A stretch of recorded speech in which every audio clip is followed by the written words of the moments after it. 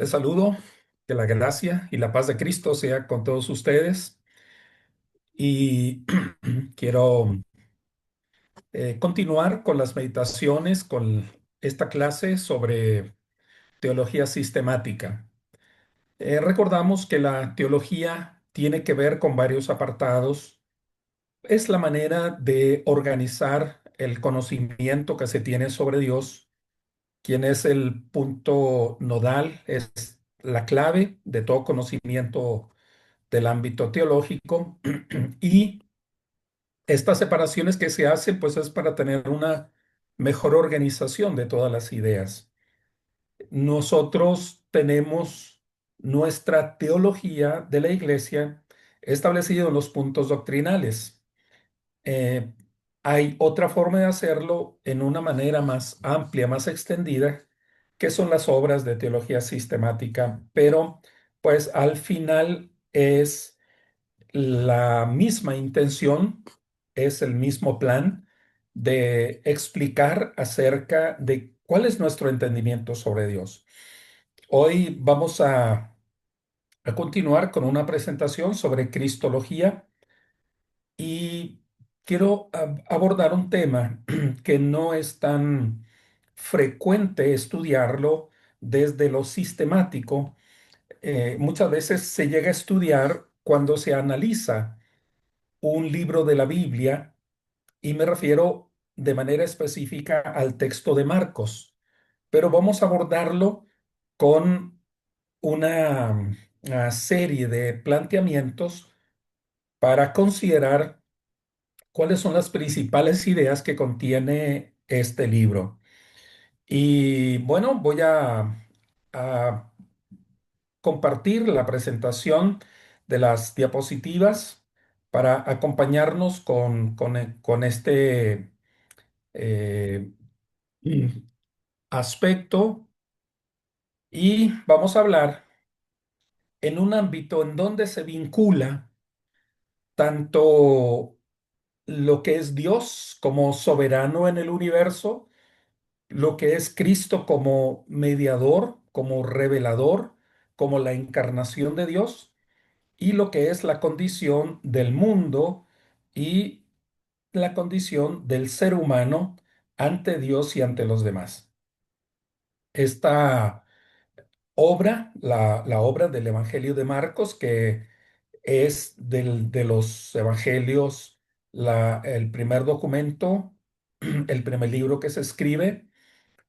Luego de él vendrían tanto Mateo como Lucas, o Lucas y Mateo, en el orden que se considera que fueron apareciendo, y posteriormente vendría Juan, que no lleva el mismo acomodo de los relatos, de los puntos que aborda. Marcos sería el primero y se considera que Marcos tiene una enorme influencia de Pedro en cuanto a al énfasis que estaría haciendo.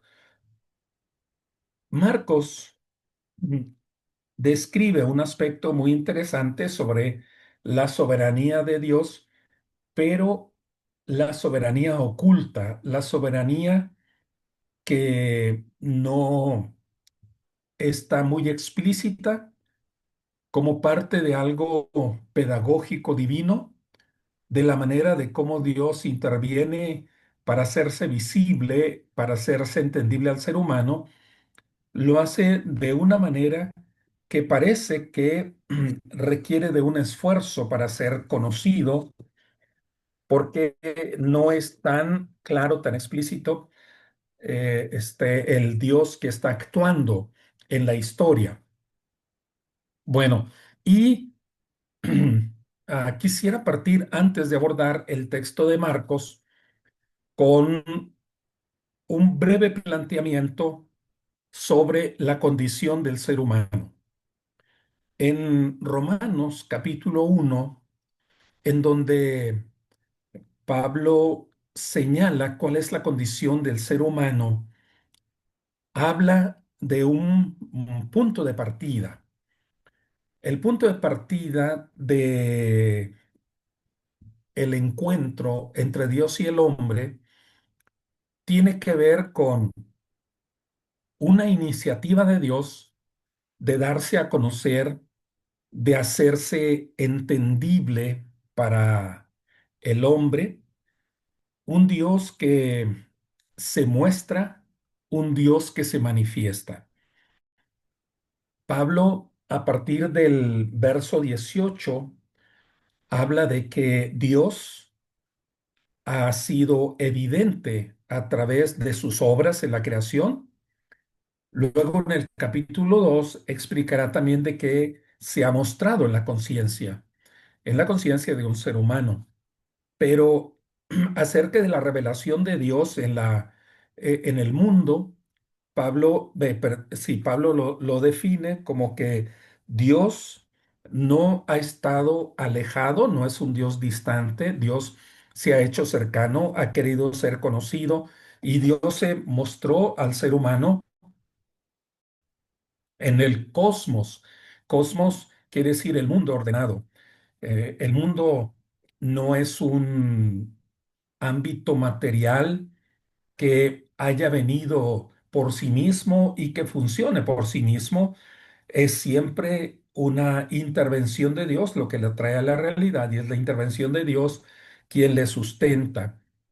Y Pablo dice que los seres humanos no pueden excusarse de que no han conocido de Dios, de que no han sabido de Dios, porque lo que es la realidad esencial de Dios puede ser descubierta, puede ser encontrada, si es que así también se dejan o permiten descubrir eso extraordinario y maravilloso que hay en la creación. El gran problema es que como seres humanos serán ciegos y serán ciegos no por naturaleza, sino porque van a cerrar los ojos y no van a querer reconocer al Dios que está atrás de la creación. Como no han querido conocer a Dios, entonces viene como consecuencia tres aspectos en los que se hará manifiesto la decadencia, la alienación del ser humano que rompe la relación básica, la relación fundamental de vincularse con Dios, pero al romperlo, entonces se vienen un- una serie de factores que lastimarán la condición del ser humano. Y entonces dice Pablo que como decidieron no conocer a Dios o no reconocerlo, y Dios permite, más bien, y ellos se hicieron dioses, se crearon dioses, y entonces se someten a esos dioses que crea el ser humano. El hombre crea porque al desprenderse del Dios soberano, del Dios que está por encima de todo, lo que hace el ser humano es crear lo que necesita y crea dioses a su modo, a su gusto, a su preferencia, pero se vuelven esclavos y quedan oprimidos de eso mismo que crean. ¿Por qué? Porque le van a decir a un elemento de esta naturaleza que es su Dios y luego ese Dios pareciera ser que les pide demasiadas cosas o los humilla o los disminuye, los vuelve em, seres esclavizados, esclavizados a la propia realidad que crean. Si el ser humano le dice al sol que es su Dios, luego el ser humano inventa, tiene un sistema, un modo por el cual queda oprimido bajo ese Dios que se ha conformado. Y lo mismo ocurre si le dice a la tierra o le dice a una montaña, le dice a un volcán o le dice al agua que es su Dios, o se lo dice a la noche o a la guerra, al amor, que es su Dios, y luego se vuelve esclavo de ese Dios. Entonces, la primera consecuencia es, si ustedes decidieron dejar a Dios de lado, el Dios soberano, creador de todas las cosas, entonces Dios permitió que se volviesen alienados, oprimidos de los dioses que han creado los seres humanos. Y eh, hay una, hay un alejamiento del Dios verdadero. Hay otra consecuencia. Como han declinado, se han resistido a dejarse guiar por el Dios que los ha creado, entonces ellos, los seres humanos, quieren crearse a sí mismos y se crean en cuanto a sus impulsos sexuales, se crean en cuanto a lo que les atrae, les da placer y les define como un ser que decide sobre su propio cuerpo. Y Pablo dice que como decidieron alejarse de Dios y optaron por hacerse dioses a sí mismos y como crearse a sí mismos, entonces terminan en relaciones de el mismo género, pero no son catalogados como una expresión de plenitud, de crecimiento, sino más bien como una defección, porque renunciaron al Dios verdadero, entonces sus ideas, sus elecciones de crearse a sí mismos, de hacerse a sí mismos, terminan haciéndose en una manera vergonzosa, en conductas vergonzosas. Y en tercer lugar, al haber renunciado a Dios, no tienen un concepto de justicia. Este, eh, eh, como no quieren vivir en lo que Dios creó, no quieren vivir en el ideal que Dios puso en la creación, sino que se rigen a sí mismos por su propia idea de lo que es bueno o malo, de lo que es correcto o no es correcto, entonces Dios también les llena o permite, ¿verdad?, que su mente esté llena de oscuridad y la forma de cómo se relacionan con el prójimo, pues va a ser desde el impulso de su naturaleza y va a haber injusticias, celos, envidias, asesinatos, adulterio. Lo que aparecerá es una ah, forma de no tener límites sagrados, límites honorables de conducta, sino más bien crear un ambiente de tinieblas, un ambiente de injusticia o un ambiente en donde la naturaleza humana va a aflorar en todos los ámbitos. Esta es la condición, ¿verdad? Esta es la manera en cómo vive el ser humano y es lo que Cristo Jesús encuentra en en el momento de la encarnación. Entonces, vamos a ver cómo opera esta soberanía oculta de Dios. Y al hablar de soberanía, estamos hablando de lo que se proclama como reino de Dios. Reino de Dios. Y reino de Dios es el dominio de Dios sobre todas las cosas, es decir, la soberanía de Dios. Pero ese reino está oculto. Esa manera de cómo Dios rige sobre todas las cosas permanece escondida a la vista, al entendimiento primitivo o básico del ser humano. Y lo primero que hallamos es que Marcos mostrará que hay una iniciativa de Dios, hay una disposición de Dios. El reino de Dios no es algo que invente el ser humano, el reino de Dios no es algo que venga como iniciativa de una política de una nación. El reino de Dios es una decisión que nace en el corazón de Dios y que Dios define el momento, llegado el momento oportuno. Comienza el Evangelio de Marcos, cuando llegó el Kairos, cuando en el, em, como en el universo de Dios, cuando en la dimensión, más bien, cuando en la dimensión de Dios, Dios considera que es el momento oportuno, entonces envía a su Hijo. Es una iniciativa de Dios.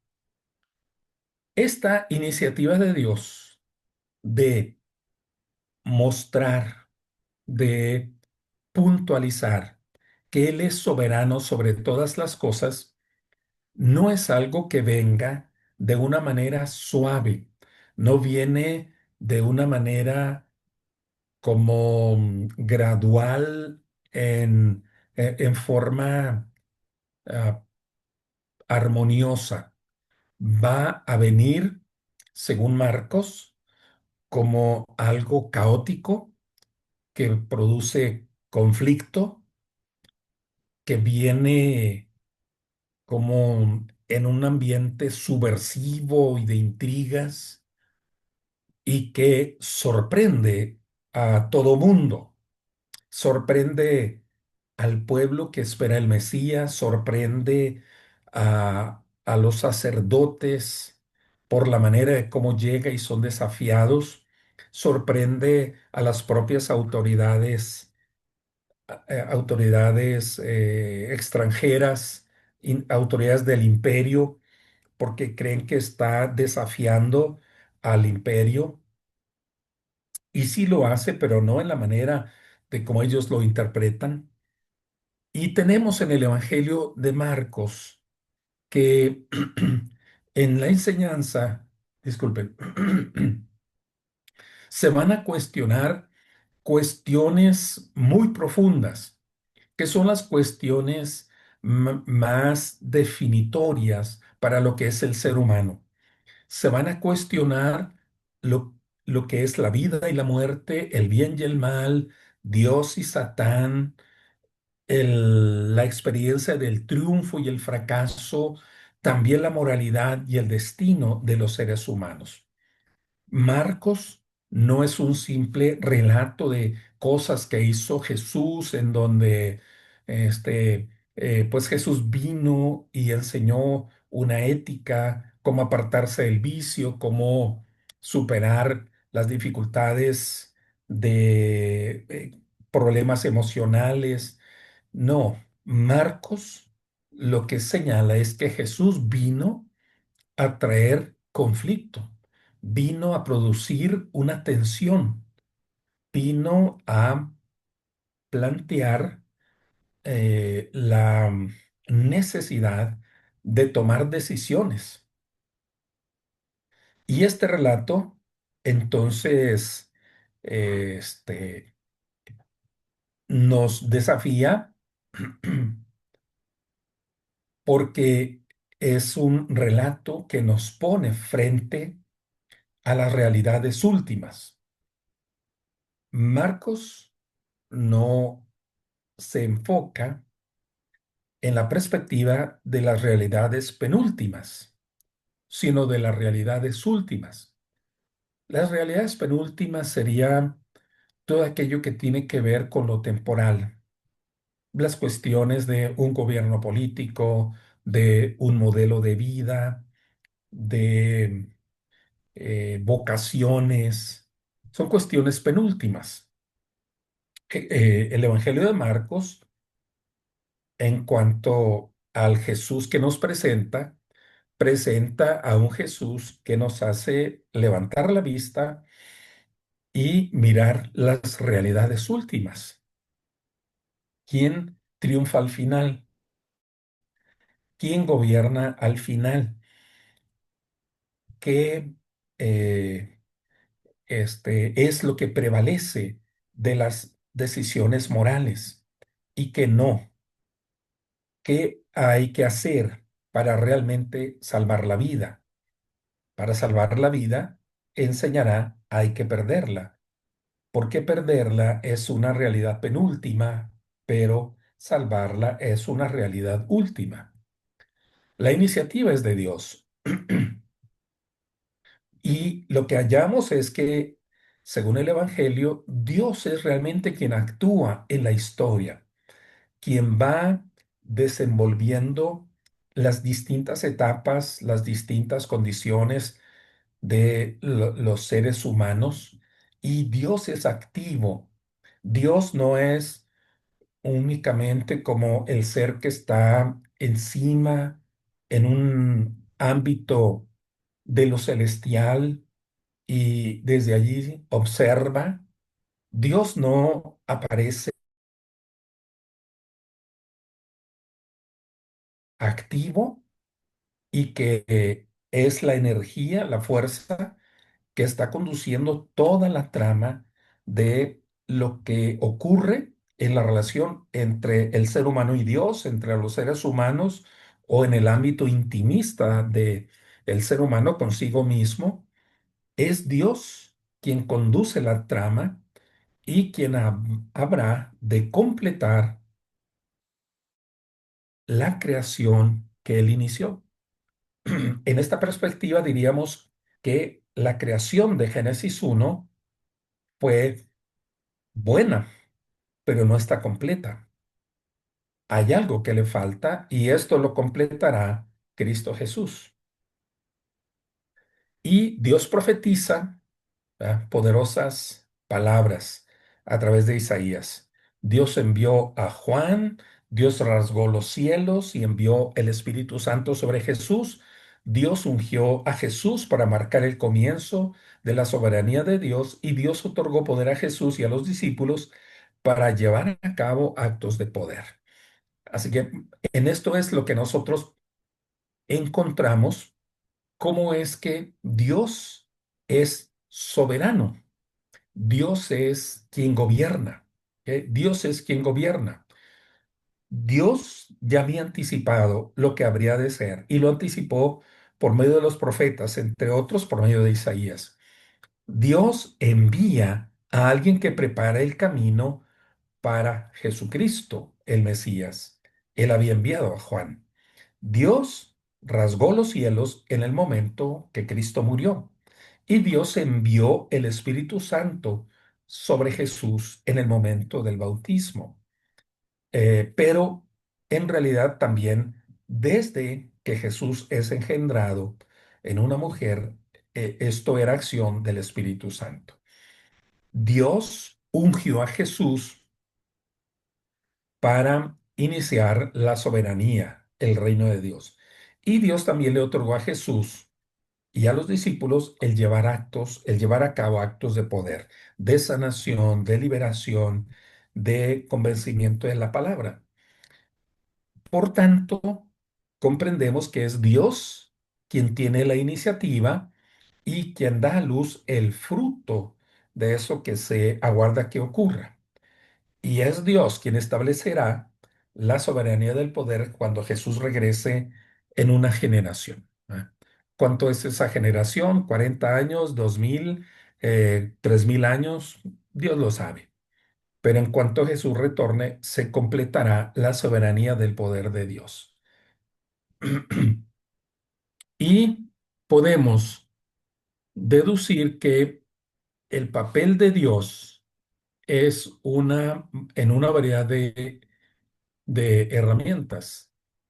Las palabras y las acciones de Dios están bien matizadas en las escrituras, las comparaciones que se hacen de Jesús, comparándolos con personajes antiguos o con realidades especiales dentro del ámbito de la fe hebrea, pero también hay valores promovidos por los relatos, aun los relatos de milagros, los relatos de intervención de Jesús en la creación. Todo esto remite a valores que son estimados. Y partiendo de la base de esto, podemos afirmar que el papel de Dios se puede definir así. Dios creó el mundo, estableció una ley para el pueblo en las escrituras y reveló un plan para el futuro a través de los profetas. ¿De acuerdo? Hay estos tres aspectos. Dios es el creador del mundo. El mundo no viene como accidente, no surge de sí mismo, ni viene de un demiurgo o de otro ser sobrenatural que hubiese por allí. El mundo es obra de Dios. Dios lo crea. Como creador, Él establece una normatividad, establece un conjunto de principios que los revela al pueblo que elige, y esos principios están guardados, están declarados y son cognoscibles en las escrituras. Y también encontramos que hay un plan para el futuro. Lo que Dios ha intervenido no se termina en el pasado. Lo que Dios decide hacer no lo ha completado, tiene un futuro. Ese futuro lo ha revelado a través de siervos, como son los profetas. Pero en Marcos hay una metáfora interesante que ilustra estos conceptos, nos lleva a comprender estos conceptos. Y la metáfora es la siguiente. Había un dueño de una viña, que es Dios, que estableció una viña. Una viña es las plantaciones de la vid o parras, como se les dice, que de donde se obtienen las uvas. Dios estableció una viña y esa viña es el pueblo de Israel. Luego lo arrendó a labradores, que son las autoridades judías, según la explicación de la metáfora, y envía, el dueño de la viña, envía a diferentes siervos para recoger fruto de la viña, que es como una cuota porque se las alquiló. Lo que espera Dios es que las autoridades que reciben este, esta mayordomía, pues tengan una devolución de beneficio y tiene que ver con obediencia. Pero los labradores que habían recibido en renta la viña, le hicieron violencia a los siervos que había enviado el amo, el dueño de la viña. ¿Para qué? Para controlar ellos mismos la viña. La metáfora es muy interesante.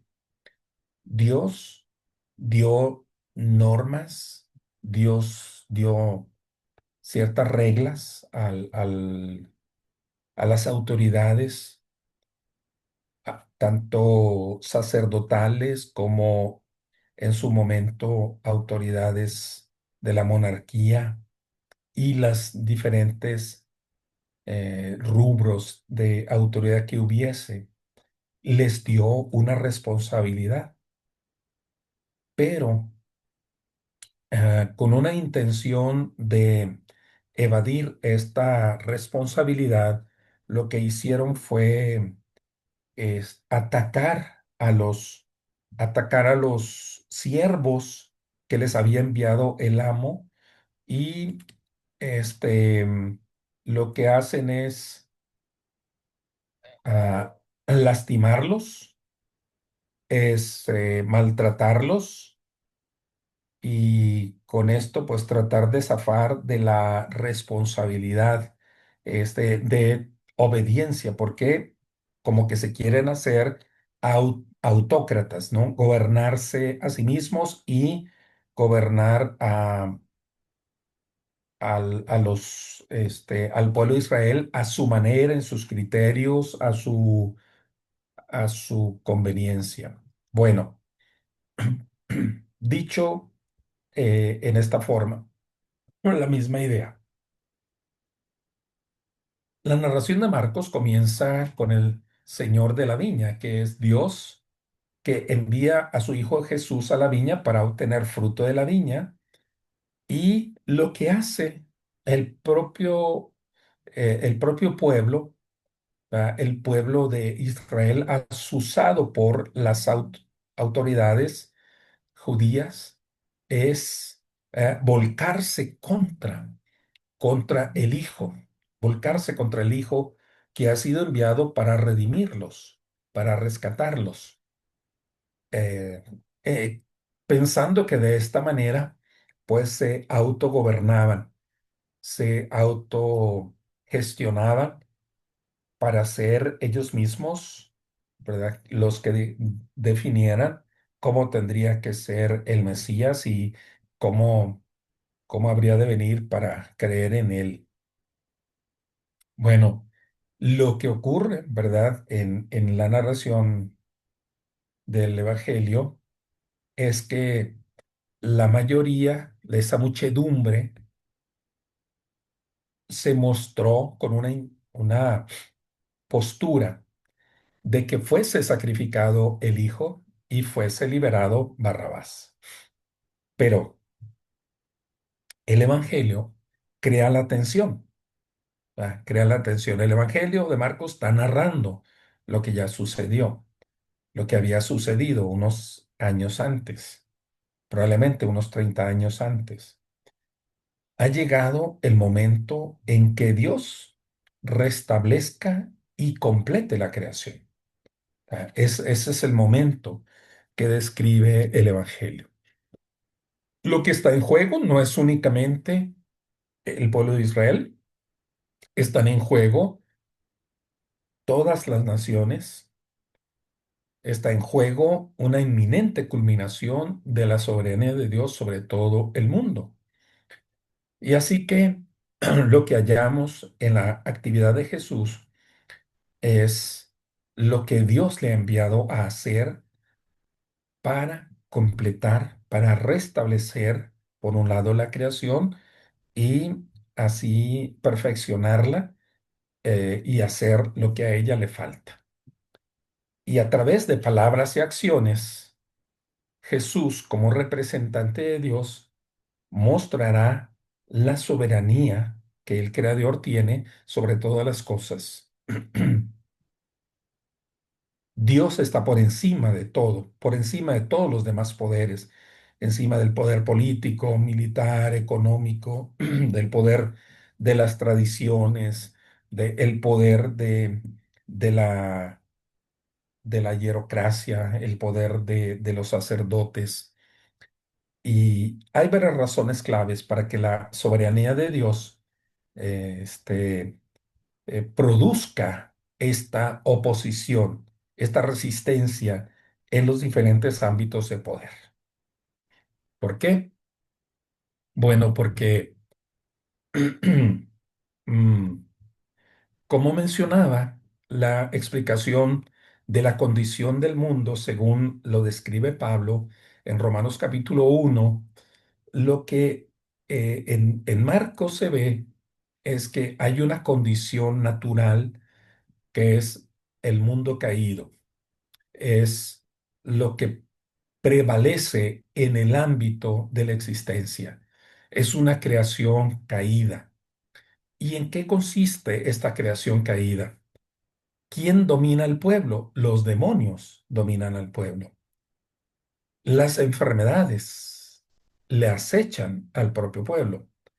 La naturaleza amenaza con la destrucción, porque la naturaleza es vista y descrita como caótica. Y lo que hay es que unos seres humanos oprimen a otros seres humanos. Esto es lo que hay en el momento de la encarnación de Jesús. Y la llegada de la soberanía de Dios indica que hay acceso al poder para restaurar la creación de los seres humanos a un ámbito del orden creado, al orden natural, pero no en el orden caído, sino en el orden de la creación original.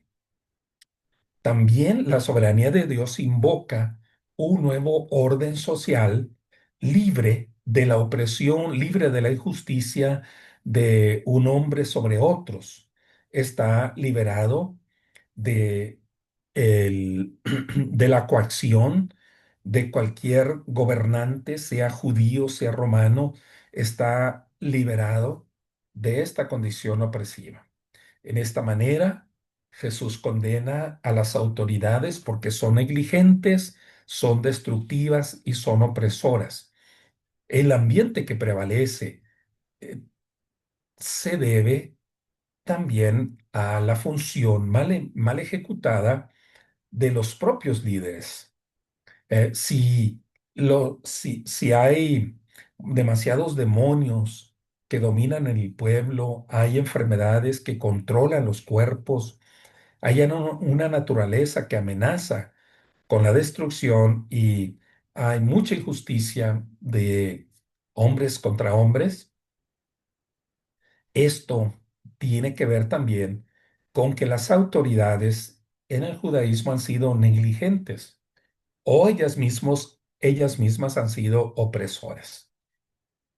La soberanía de Dios inicia conflictos porque invaden territorios que estaban ya controlados.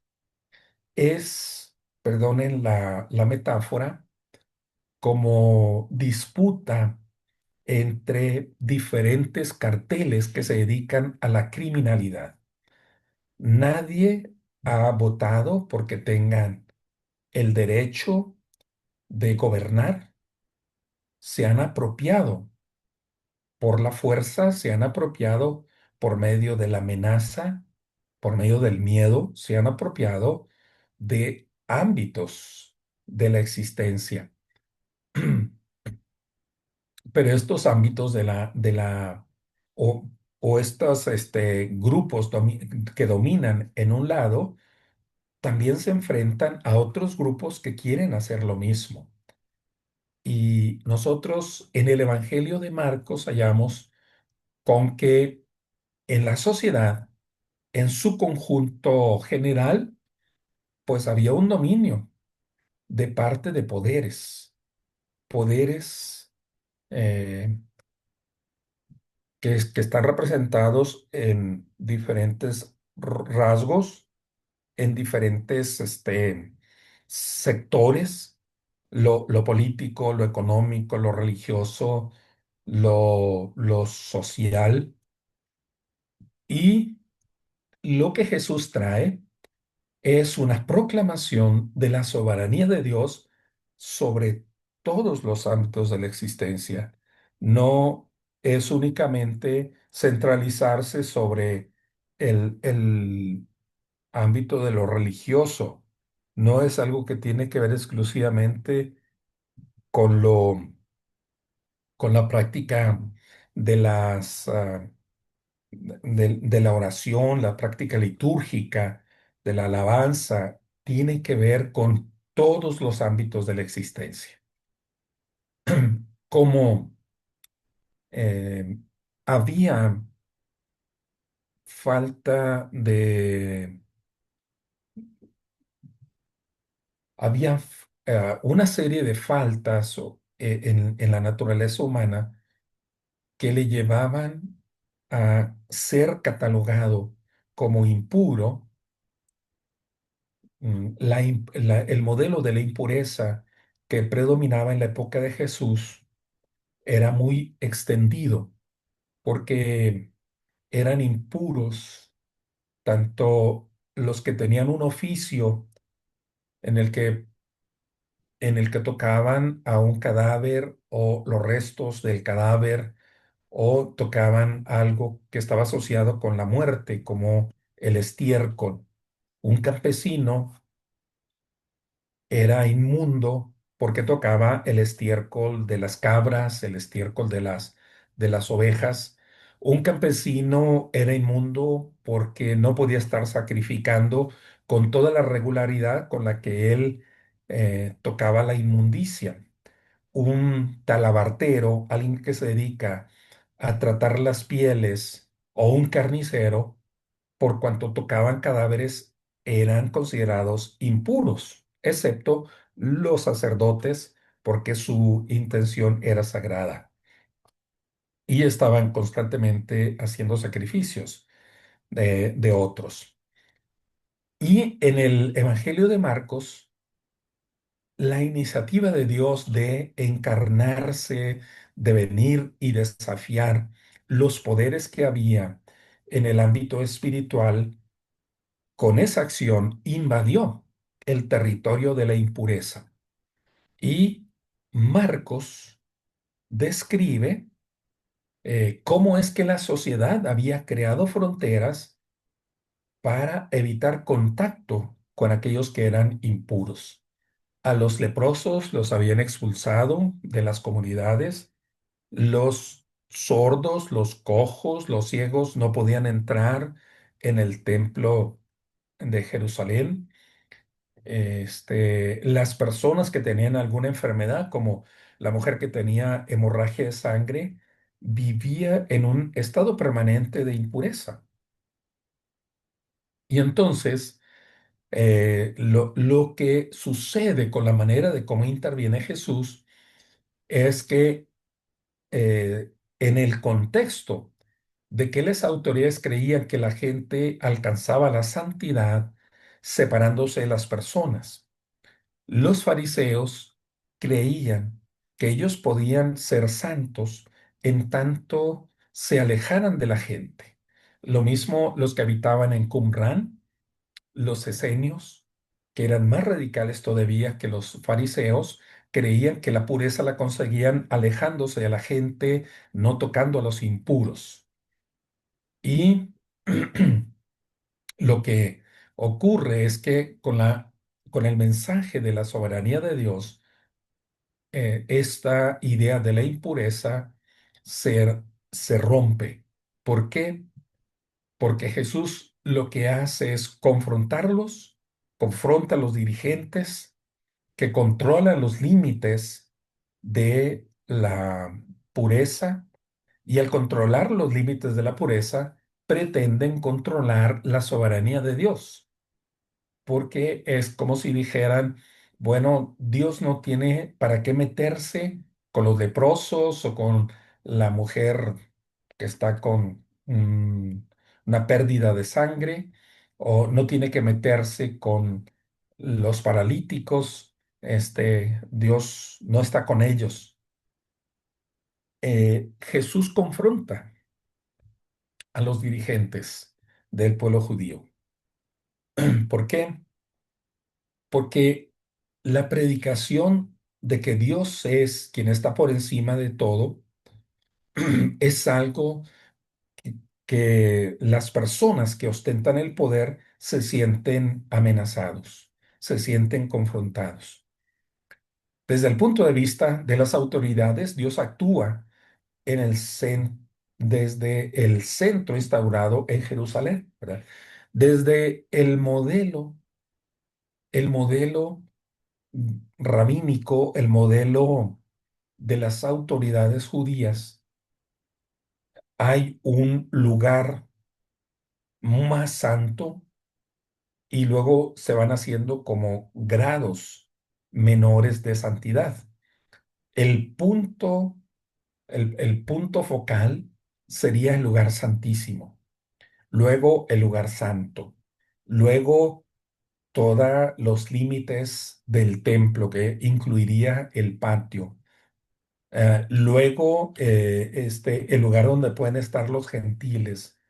Luego, toda la ciudad de Jerusalén. Luego, todo el pueblo de Israel. Son como grados de la santidad que se van expandiendo como las ondas en el agua al arrojar una roca. Bueno, en la mente de las autoridades judías, esto era como funcionaba, así era como funcionaban los márgenes de la pureza. Pero en la soberanía de Dios, en el mensaje del reino de Dios, la acción de Dios, la acción de Dios empieza en los márgenes, empieza en la orilla. Por esto es llamativo que se indique que Jesucristo viene de Galilea y que sus primeras acciones ocurren en Galilea, que sus discípulos son de Galilea. ¿Por qué? Porque la soberanía de Dios no viene de el núcleo donde ellos pensaban que Dios se mostraba como en una en un mayor grado de revelación. Dios, en la soberanía, en el reino de Dios, en la proclamación del reino de Dios, empieza a mostrarse en la periferia, en los márgenes, y va a venir de afuera hacia adentro. El perdón de los pecados que tenía lugar en el templo ahora sucede en Galilea.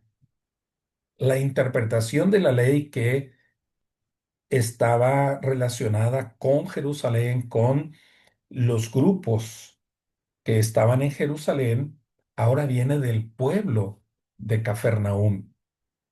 La autoridad del sumo sacerdote y del Sanedrín ahora es atribuida a un carpintero de Nazaret. Él sí hablaba con autoridad, no como los escribas y fariseos.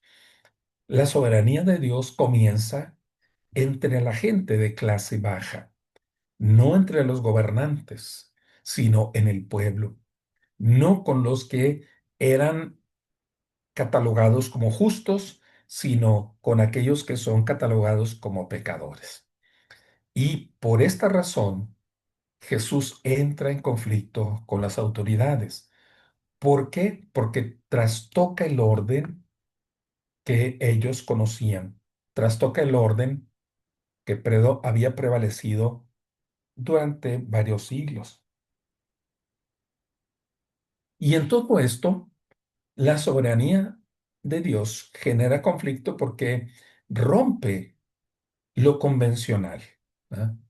Rompe lo convencional y aparece una nueva percepción de Dios. ¿Mm? En lugar de este, vigilar las fronteras de la enfermedad, las fronteras de la pureza, las fronteras de quién es digno y quién no, las fronteras de quién es aceptado, quién es honorable, las fronteras de la gente buena. En lugar de vigilar las fronteras, lo que hace Jesús es cruzar la frontera, meterse en territorio impuro.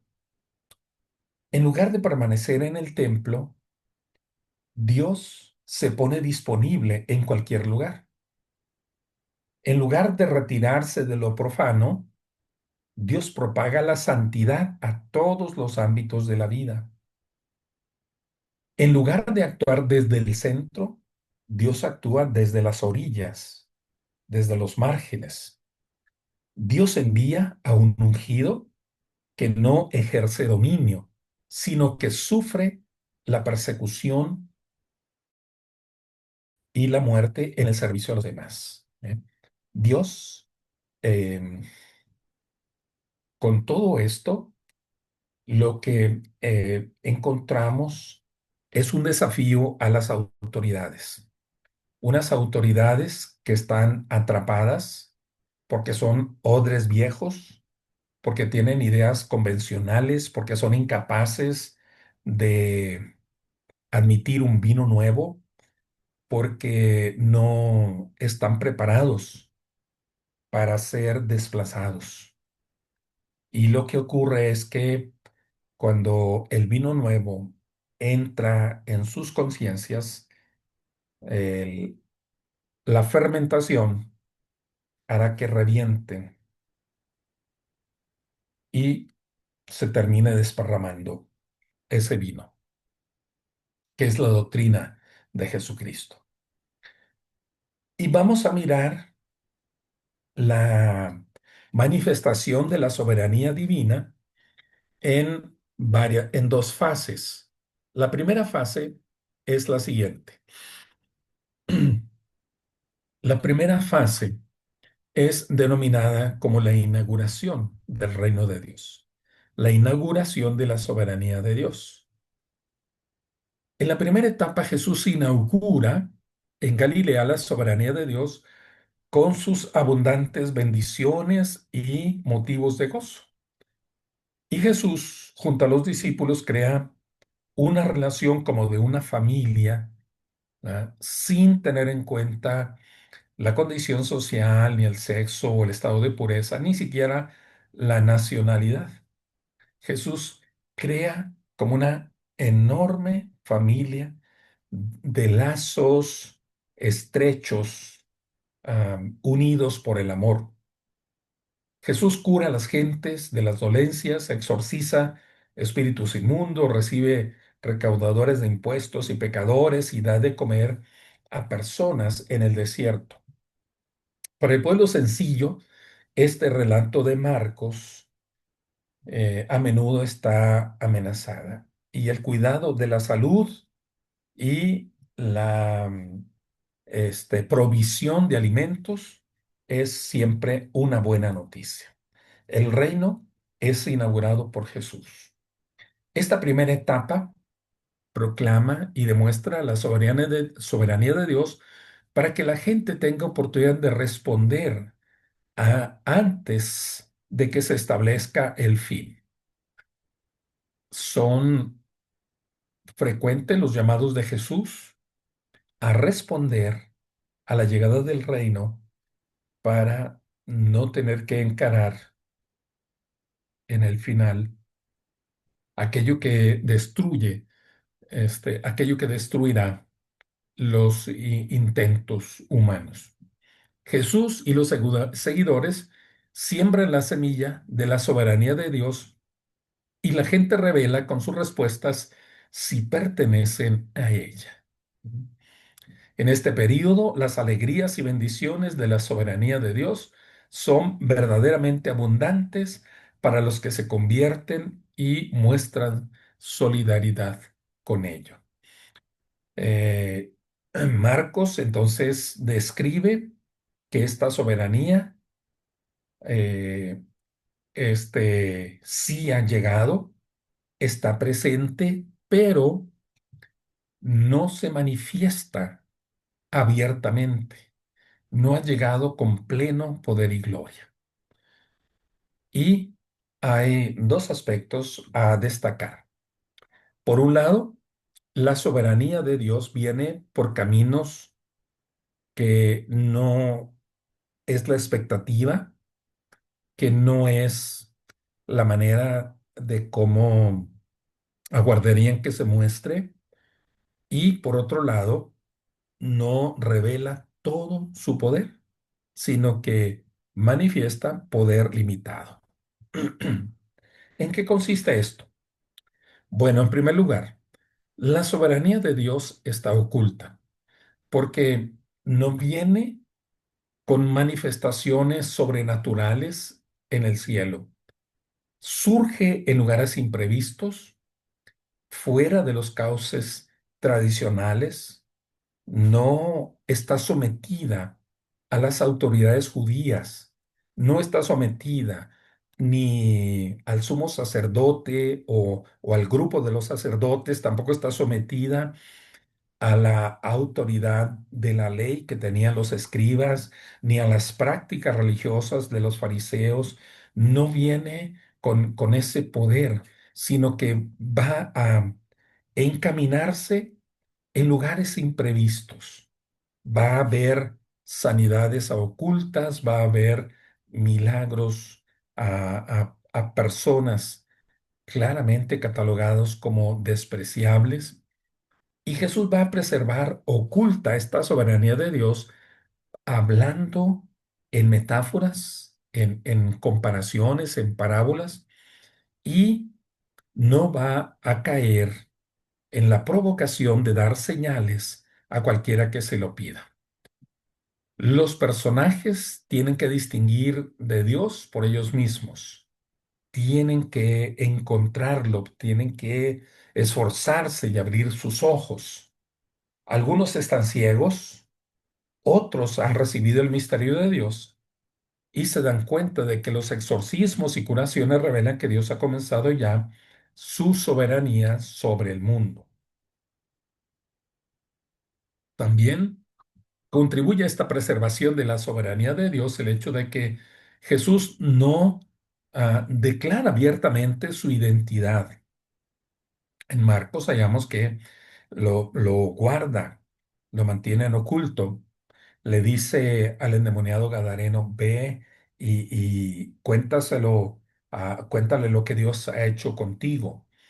No, pero yo quiero que vengas conmigo. Pues no, no, Jesús no hace estos milagros para recibir el aplauso, para tener buena fama, ni para que le digan, este sí es el Mesías.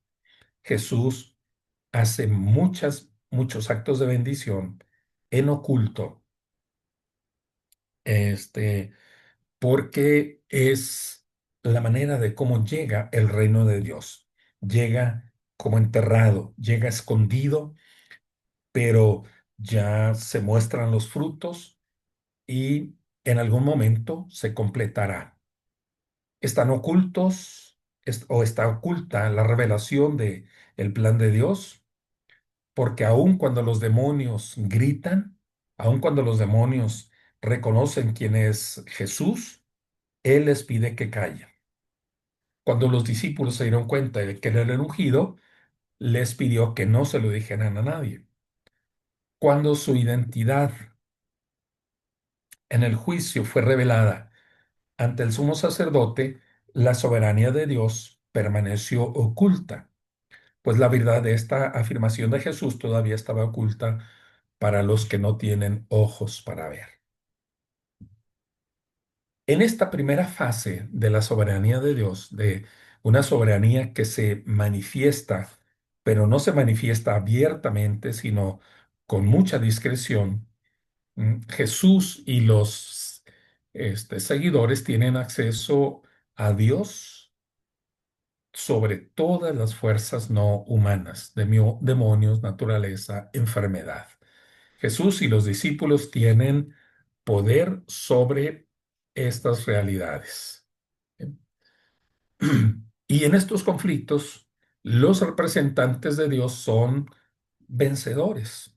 Siempre van a aparecer como vencedores. Pero el poder de la soberanía de Dios está limitado. No es un poder totalmente explícito, no está abierto y no es absoluto. ¿Por qué? Porque Dios no concede a Jesús y a sus seguidores autoridad para imponerla en otros seres humanos. Es cada quien lo recibe de parte de Dios, no se lo pasan unas personas a las demás. La soberanía de Dios es tal que la gente tiene que utilizar el poder para servir a otros, no para dominarlos o oprimirlos. Se trata sobre todo de justicia y se trata de solidaridad. La soberanía de Dios desafía a los demás poderes de cualquier ámbito y los conflictos continúan entre los que eligen aceptarla como buena nueva y los que se oponen a ella. Aunque Jesús y sus seguidores tienen autoridad para denunciar la opresión humana, no tienen autoridad para detener a los opresores por la fuerza. De lo contrario, los representantes de Dios se sentirán culpables de tratar con prepotencia a los demás. Así, enfrentándose y denunciando a los opresores, los representantes de Dios se buscan represalias y se convierten en víctimas de toda opresión. Este conflicto, en este conflicto, Jesús y sus seguidores parecen ser los perdedores porque parece que no tienen el dominio, no tienen el control sobre la realidad de lo que está pasando. La segunda fase de la manifestación de la soberanía de Dios es la culminación. La primera fase la entendemos como la inauguración, cómo viene, cómo llega. Llega en humildad, llega en sencillez, llega de sorpresa, en la manera en que no se espera que ocurra. Dios reserva poder, Dios se vuelve impotente por el amor a la humanidad, se vuelve impotente para bajar al Hijo de la cruz, pero hay una segunda etapa y esta segunda etapa pues tiene que ver con la segunda venida del Hijo del Hombre, la segunda venida de Cristo Jesús. En el futuro del mundo narrativo, la instauración completa de la soberanía de Dios tendrá lugar antes que la generación de Jesús desaparezca, antes que todos los vivos hayan muerto. Después no habrá una oportunidad para la conversión. En esta culminación, la soberanía de Dios no se ocultará más, será revelada con gloria. Todos contemplarán al Hijo de la humanidad llegando envuelto en nubes para congregar a los elegidos. Además, la soberanía de Dios ya no estará limitada en su poder y llegará con poder también sobre los seres humanos. Esta es la segunda etapa. Contrario a los que en la primera fase de la soberanía dan su vida por el Evangelio, en la segunda etapa serán enaltecidos. Los que hayan dado la vida serán enaltecidos.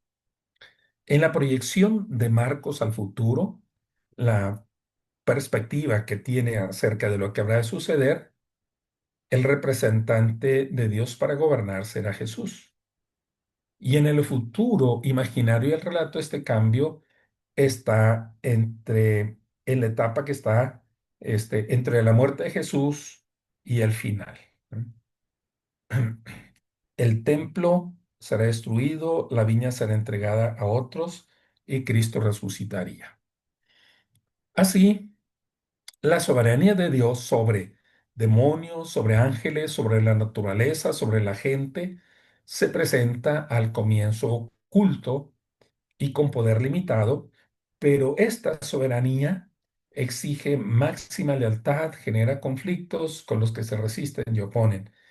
Y habrá la instauración inminente de la segunda etapa que vendrá con poder. ¿M?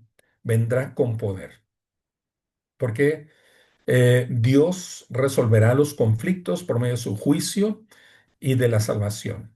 Y todos, todos los creyentes, todos los redimidos, serán parte de la victoria. En este marco podemos examinar tres líneas de conflicto en el primer plano. El primer punto. Como representante de Dios, Jesús tiene poder sobre las fuerzas no humanas que amenazan y oprimen al pueblo. Esto es, ¿sobre quiénes? Sobre Satán, sobre los demonios, sobre la enfermedad, sobre la propia naturaleza. En cuanto Jesús fue proclamado Hijo de Dios, el Espíritu lo empujó, dice el texto, que lo envió al desierto para que allí sufriera las tentaciones de Satanás. ¿Qué es la tentación? Ser dejado solo frente al diablo. La descripción que hace Jesús, que estuvo en ayuna 40 días, en ayunas, y que está rodeado de ángeles, y allí, en ese contexto, él es hallado vencedor de Satanás. En el desierto, Jesús venció a Satanás, ató al hombre fuerte, como lo dice la metáfora, sacó todas sus cosas y lo exhibió. La solución de conflicto con Satanás se encuentra en las tentaciones al principio del relato.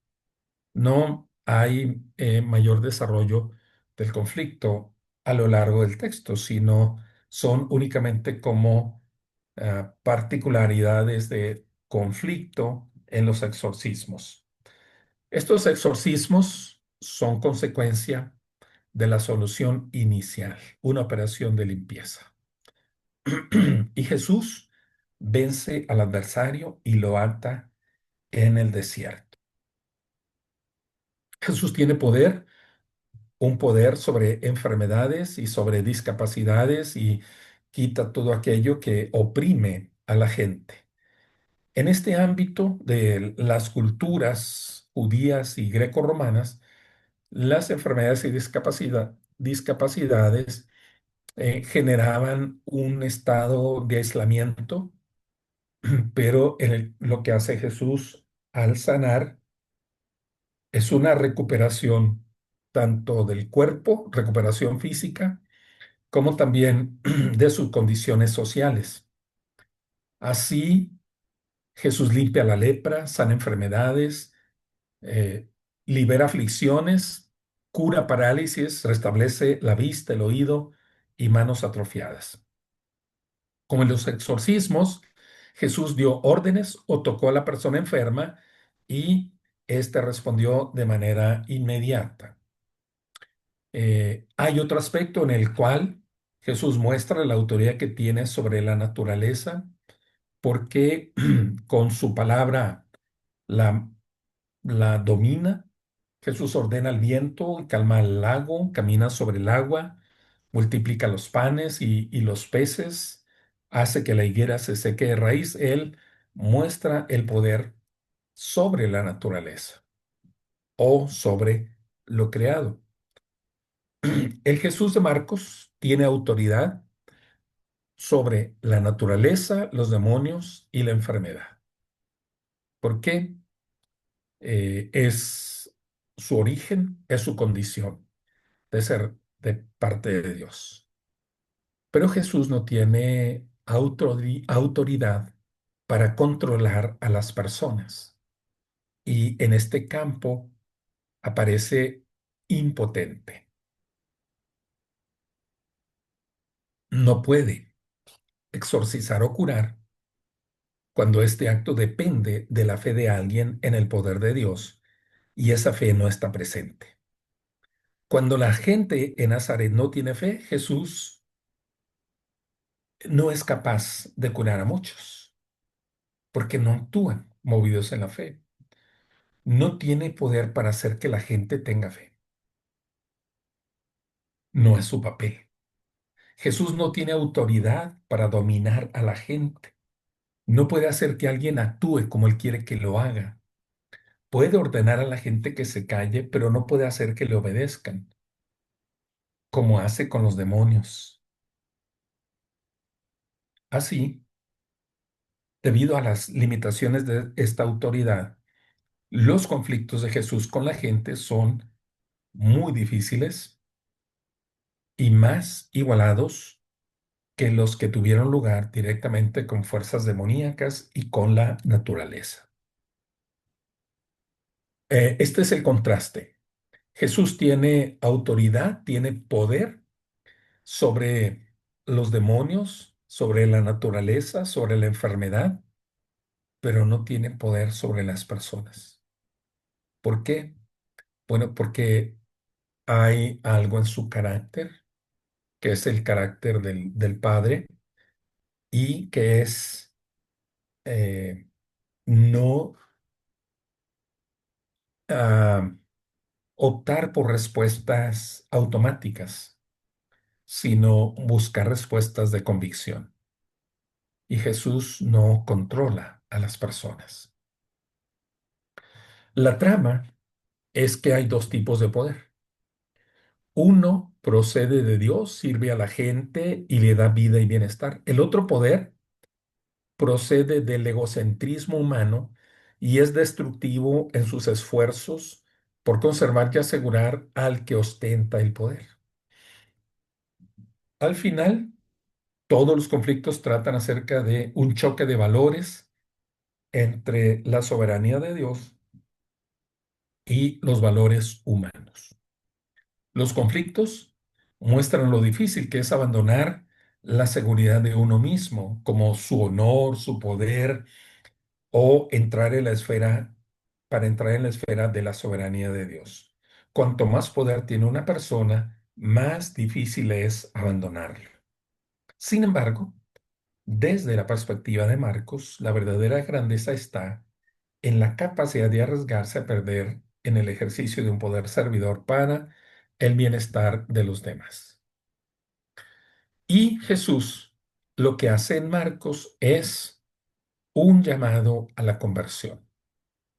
Él, Jesús lo que hace no es que se dedica a describir el reino de Dios, no se reduce a eso.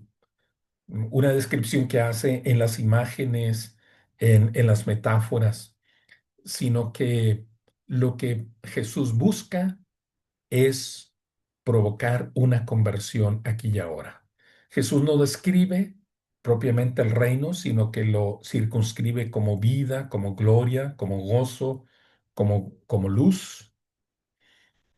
Y de lo que se trata es que los seres humanos demos la respuesta correcta, la respuesta anhelada de Dios a este desafío de la soberanía. Lo que señala la predicación de Cristo es que Dios ya reina ahora.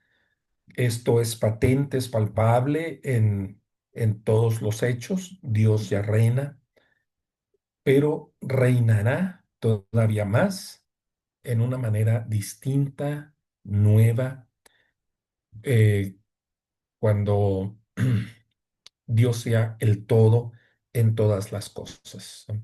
Sea el todo en todas las cosas. En la actualidad, la soberanía apunta al futuro, pero el futuro apunta a una actualidad. Esto es lo que ya está ocurriendo. El hombre con su decisión no debe consolarse pensando en el futuro. Debe desatender el mundo, no debe desatender el mundo actual, sino cambiarlo. Ya hemos visto que ahora es la hora. Hoy es el día. Partiendo del mundo del futuro real, que no ha llegado aún y sin embargo irrumpe en la actualidad, no es el tiempo presente, tiempo sin salud, tiempo de mero aguardar, sino es tiempo de salud, tiempo de sanidad, es la hora de decisión. Así que, bueno, nosotros tenemos este reinado de Dios. El reinado de Dios no significa otra cosa del ámbito humano, sino del ámbito propio de Dios. No es la soberanía universal de Dios, es esto que apunta a lo que habrá de suceder, lo que habrá de ocurrir. La soberanía de Dios es algo que comienza siendo pequeño y se convierte en algo grande. Es algo que no está restringido, no tiene que ver directamente con la teocracia o con un nacionalismo político religioso. No es un juicio vengativo de Dios sobre los pecadores e impíos, sino es el acontecimiento de salud para los pecadores. El reino tiene una dimensión presente y una dimensión futura. La auténtica predicación de Jesús, que anunciaba el reino de Dios como venidero y también como presente, porque están entremezclados lo futuro y lo actual. Y la cuestión es eh, que en el reino tiene estas dos dimensiones de el aún no y sin embargo ya. El ya del reino y el todavía no.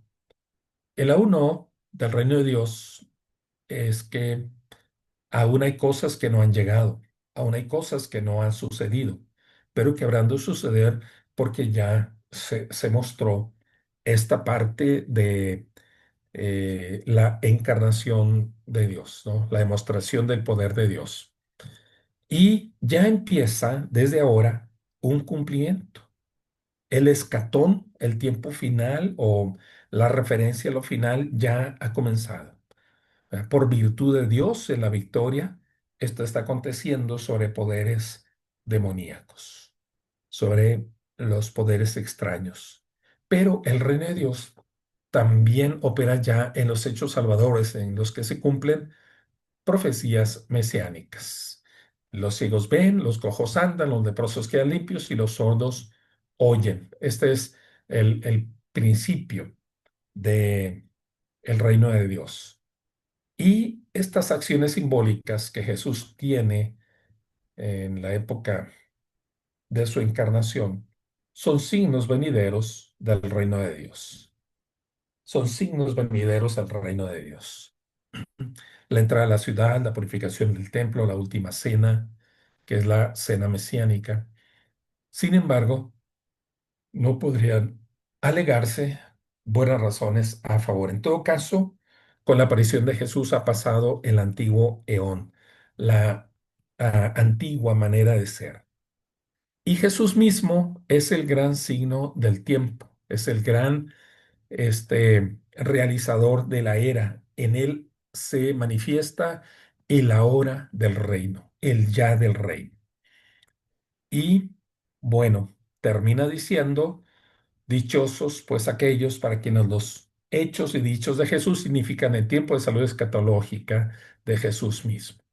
Dichosos vuestros ojos porque ven y vuestros oídos porque oyen. Que así sea. Jesús mismo mostró lo que se conoce como el secreto mesiánico. Él mismo ocultaba su personalidad, él mismo ocultaba su poder, su grandeza, porque él lo que hizo en obediencia a Dios fue tratar de convencer a los seres humanos.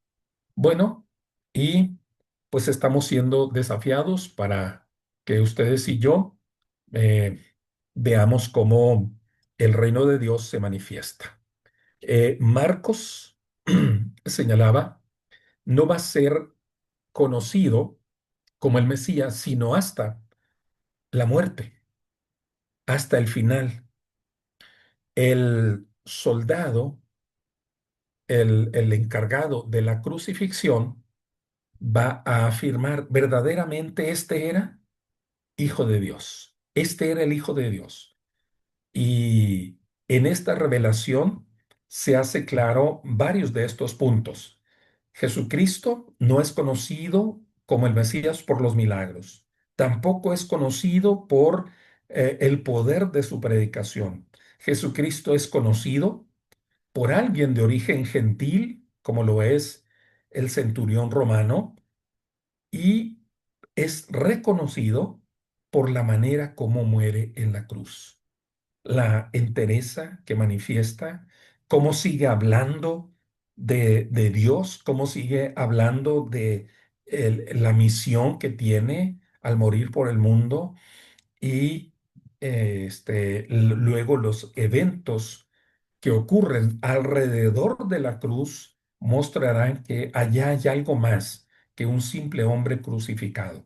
Es Jesús quien guarda el secreto, pide que se guarde el secreto mesiánico, porque será reconocido en la muerte en la cruz, su muerte expiatoria. Y esa muerte revela tres cosas. Con esto termino. Esta muerte de Jesús en la cruz revela tres cosas. Por un lado, revela una nueva manera de ser Dios, una nueva manera de ser Dios, la humildad. ¿Cómo que en un Dios hay humildad?